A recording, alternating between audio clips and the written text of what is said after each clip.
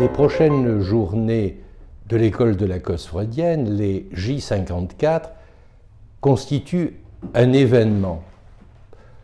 Un événement pour deux raisons. D'abord parce que nous allons nous retrouver corps présent, en présentiel comme l'on dit, à cette occasion. Mais ces journées, évidemment, constituent un événement par le thème proposé, les phrases marquantes. Et là se déplie une définition du signifiant un peu différente de ce que Lacan formule, par exemple, dans le rapport de Rome. Bien sûr, le signifiant a des effets de mortification. C'est le fameux meurtre de la chose.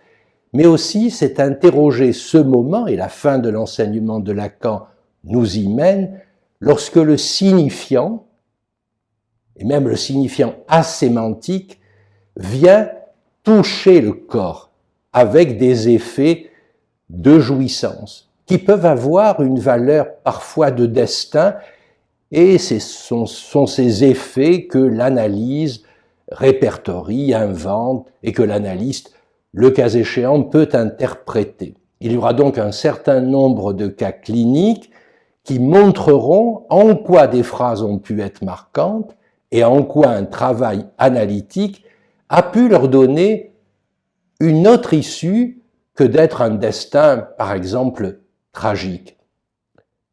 Juste une référence qui n'est pas un cas clinique de la pratique des collègues, c'est par exemple ce mot qui a tant marqué Jean Genet, l'écrivain, le poète, le dramaturge Genet. Ce mot, il l'entend à 10 ans.